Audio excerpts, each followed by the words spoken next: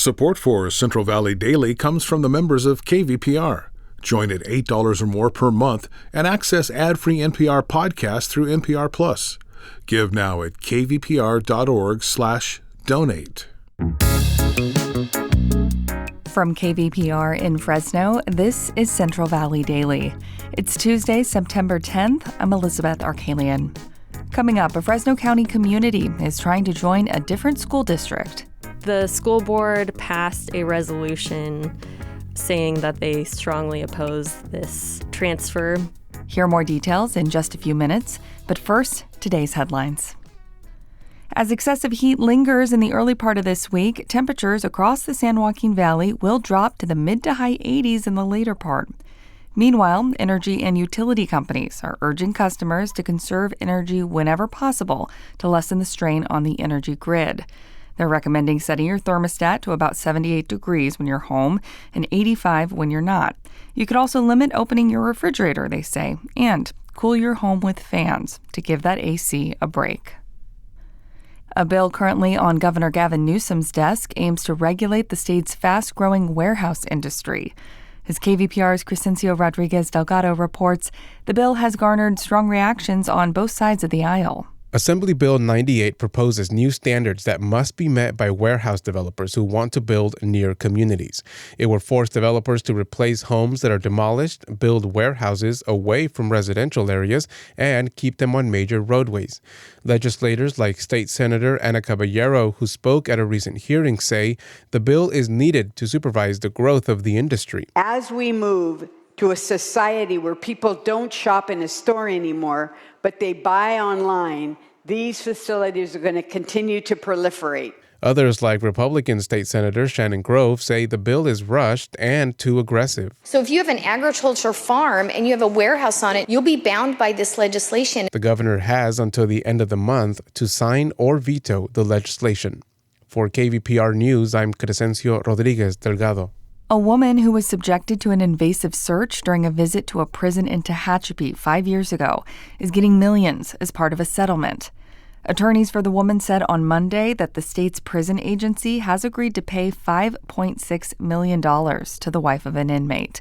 The woman was reportedly stripped, subjected to drug and pregnancy tests, X-ray and CT scans, and was also sexually violated during the search. The settlement came nearly 5 years to the day of the incident. The U.S. men's wheelchair basketball team has become the first to earn gold medals in 3 different Paralympic Games. Their latest win was against Great Britain this past Saturday during the Paris 2024 Paralympics. And a Valley native is part of the team, which is now the most successful wheelchair basketball team in history. It was the first Paralympics for 34-year-old Jorge Salazar of Delano and his first gold. Salazar is a retired U.S. Marine Corps corporal. Vice President Harris and former President Trump are set to face off in their very first debate on Tuesday. Join KVPR for a watch party at Me and Ed's on Tap in Fresno's Tower District. We'll have some fun election-themed games and KVPR prizes.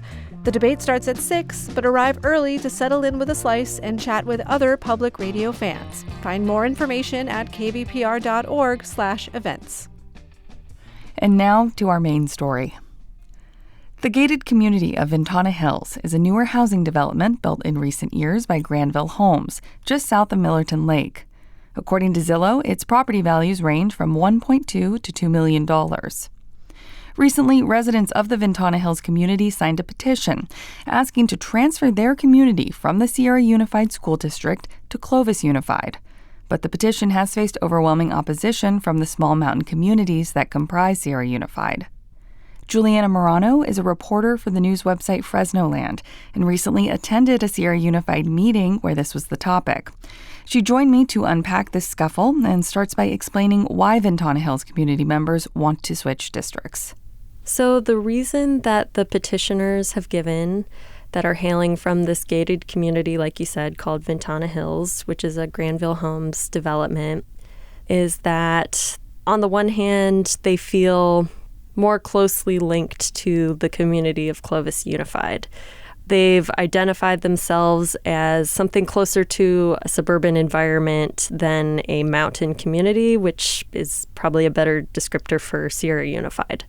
They have also said that some of the parents in this relatively small community, they've said that only 10 students are either school-aged or about to start school within the Ventana Hills neighborhood, but that a lot of them frequently commute down to Fresno and Clovis anyway for work or extracurriculars and so on, and that they would rather drive down the hill as opposed to another 13 or so miles up the hill to go to a Sierra Unified elementary school or high school.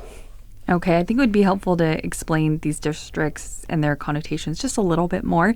Give us an idea of the differences between Sierra Unified and Clovis Unified. So I think one thing they definitely differ dramatically on is size. Clovis Unified is the second largest district in Fresno County at a little over 40,000 students, whereas Sierra Unified is much, much smaller, a fraction of the size at a little over 1,200 students. Clovis Unified is usually touted as one of the best performing public school districts in the county as well.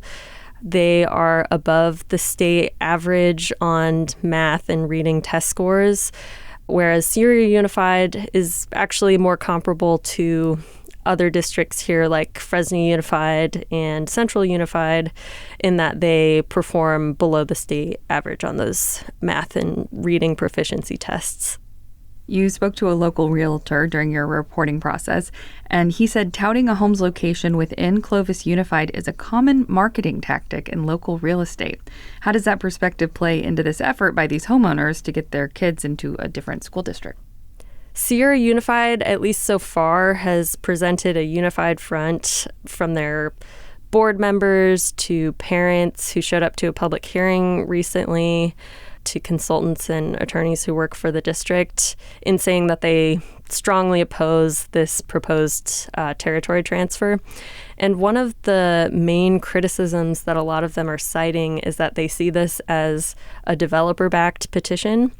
And when they say that, they're referring to Granville Homes. I mentioned earlier that Ventana Hills is a Granville Homes development. And Darius Assemi, who is the CEO of Granville Homes, he actually made an appearance as well at this public hearing, the first of two on this territory transfer, and voiced his support for the petition.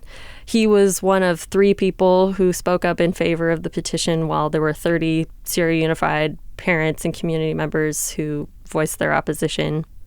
I know you went to a public meeting where many parents and people interested in this issue spoke out, but has the Sierra Unified School Board formally responded to this effort? Yes, the school board passed a resolution saying that they strongly oppose this transfer. Each district is allowed to voice their stance on it. Sierra Unified publicly through their board opposes it. Clovis Unified, I will say, they have maintained neutrality on the petition, both through, inquiries to their district spokesperson and then also formally at this public hearing. So you said Clovis Unified has maintained neutrality. So who ultimately gets to make the call on this? Yes, so even though each of the boards have the opportunity to voice their stance on this petition, the decision now goes to an obscure county committee within the Fresno County Superintendent of Schools office called the Fresno County Committee on School District Organization. It has 11 members, but this committee is now required to have at least one hearing in each impacted district. They already had the one in Sierra, and they receive input from the districts and, community members and all interested and impacted stakeholders.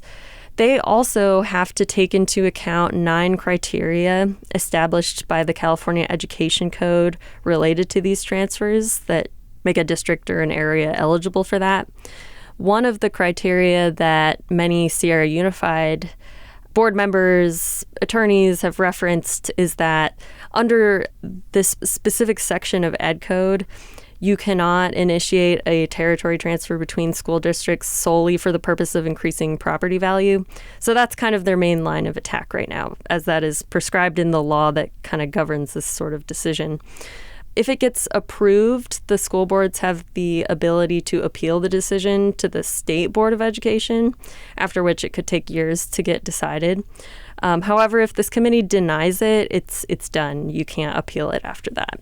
That was my conversation with Fresno Land reporter Juliana Morano. The next meeting on the proposal to move Ventana Hills and surrounding areas to Clovis Unified will be Tuesday, September 17th at 5:30 p.m. at the Clovis Unified Professional Development Building. And that does it for today. Thank you for listening. If you have feedback or a story idea, we'd love to hear from you. Just email podcast@kvpr.org. Today's episode was produced by Jonathan Linden and KVPR with support from the Central Valley Journalism Collaborative. I'm Elizabeth Arkalian. Find the latest local news anytime at kvpr.org.